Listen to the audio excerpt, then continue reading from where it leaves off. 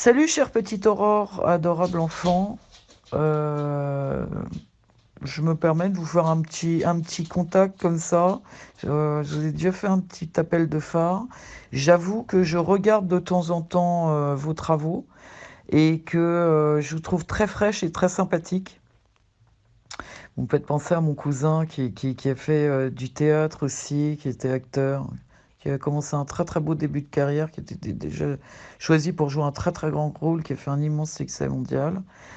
J'aime bien, vous êtes charmante, vous êtes très très mignonne et c'est sympathique et courageux de votre part, hein. J'aime bien ça, vous êtes bien entraîné.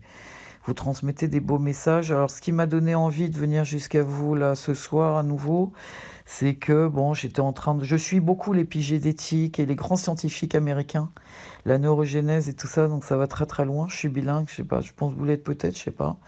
Et donc, moi, pour ma part, bon, d'origine, beaucoup dans la photo de mode, beaucoup photographe, beaucoup journaliste, beaucoup critique de musique. Aujourd'hui, beaucoup écrivain. De temps en temps, je fais un peu, voilà, je partage un peu des choses et je n'y consacre pas autant de temps que vous. Alors, j'ai reçu un peu un appel de phare que je voulais vous transmettre. On va dire que je suis un peu votre grande sœur. On sait qu'on est une grande famille humaine. Quand je dis grande sœur, c'est pas dans la comparaison. C'est que disons que voilà, je suis votre grande sœur. Je suis arrivée un petit peu avant vous.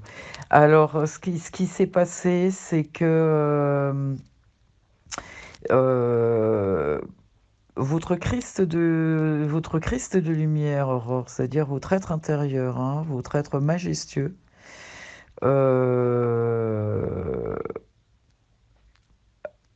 a par rapport à ce qu'on appelle les blessures émotionnelles, vous connaissez ça, hein, des termes un peu pesants, c'est pas la peine de les...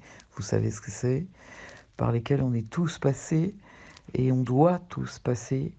On vous appelle à les transcender. Donc je souhaite vous transmettre ce message et s'il vous parle, eh ben, ça me ferait vraiment euh, un plaisir de communiquer avec vous et de vous transmettre ce que je reçois aussi en direct pour que notre travail à tous soit vraiment de plus en plus lumineux et de plus en plus porteur. Qu'est-ce qui se passe dans tous ces phénomènes, c'est-à-dire d'abandon, de trahison, de ceci, hein, je me souviens plus trop les trucs, c'est assez pesant. Enfin, on a tous une autre lot, c'est ce qu'on appelle la fameuse croix. Prends ta croix et suis-moi, dit le Seigneur. Qu'est-ce qui se passe? Restez bien avec moi. C'est que obligatoirement, ce chemin nous est indispensable. Il doit être transcendé dans l'amour et dans la compassion absolue. Alors, je vais vous donner un exemple qui va vous parler. Ça va un peu ça va être un tintement de cloche très puissant. Je suis par exemple, entre autres, j'ai suivi la métaphysicienne qui est mondialement connue, dont vous avez peut-être un peu entendu parler, qui s'appelle Doreen Virtue. J'ai eu la chance de pouvoir la voir en 2014, c'était sa dernière année de conférence internationale, avec des cours, etc., très intenses. Et je l'ai vue aussi en 2011. C'est une famille d'âmes aussi, c'est une femme qui est très très belle. Il va falloir que vous attachiez votre ceinture, ça va secouer fort là. J'ai des communications et comme nous tous, très très proches avec le plus haut, comme nous tous.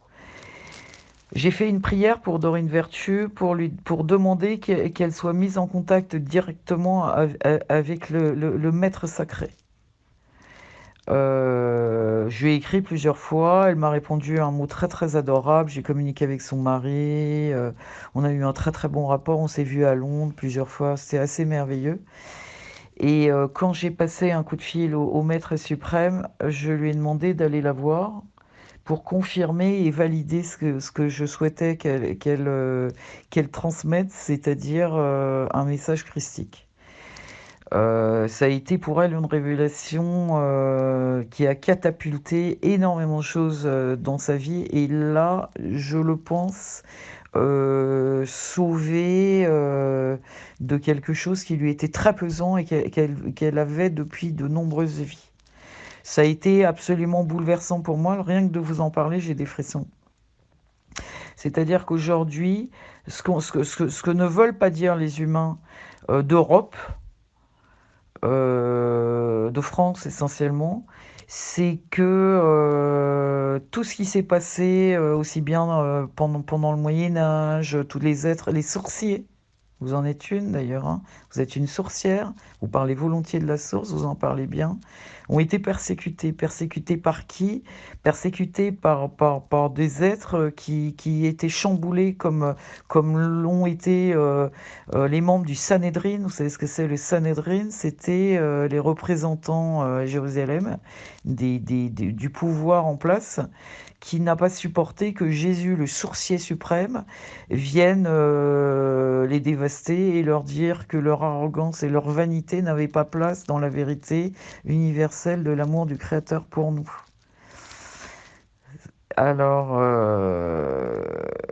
on en est arrivé à des extrêmes pour ne pas savoir que le Christ, donc l'être de lumière révélé numéro un, c'est-à-dire que notre exemple à tous, c'est-à-dire qu'on est invité à copier-coller l'être qu'on appelle le Seigneur, on n'a pas compris que c'est lui qui a ouvert la porte de l'éternité et la porte de la rémission des erreurs.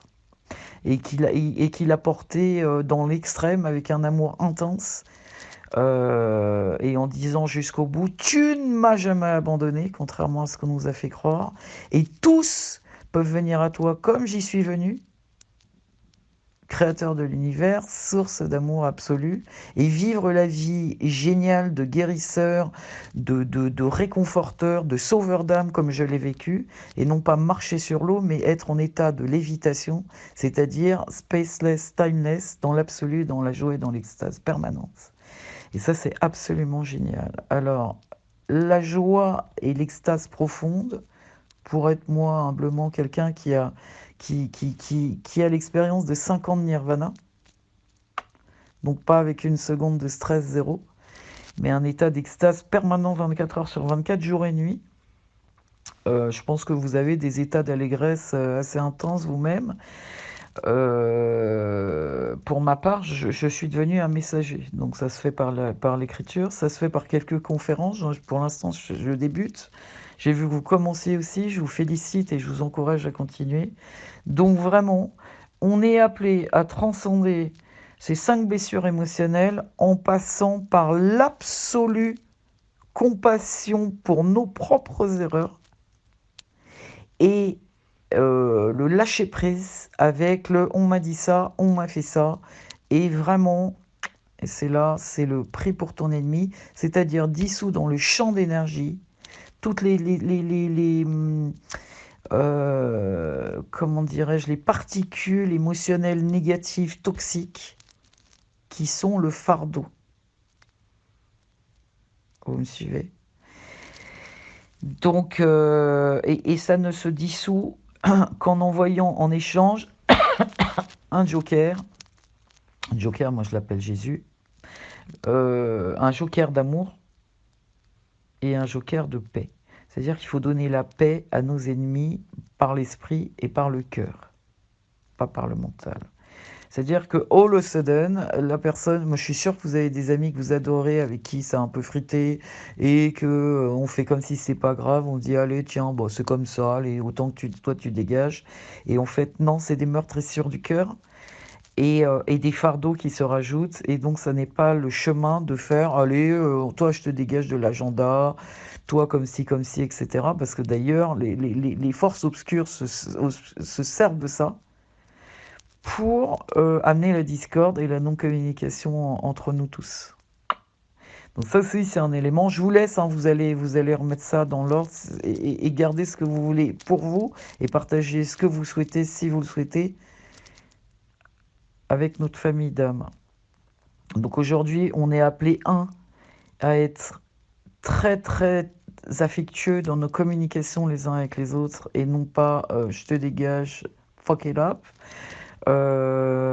Parce que être affectueux avec notre entourage, ça veut dire, et dans l'amour, ça veut dire aussi être affectueux et dans l'amour avec la source qui nous parle, qu'on est invité à écouter et à qui on est invité à répondre.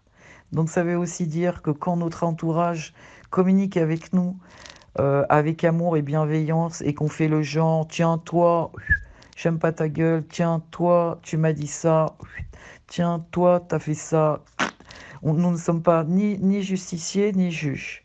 Donc bien nous recaler dans vraiment une compassion absolue. Sinon les graines ne peuvent pas pousser.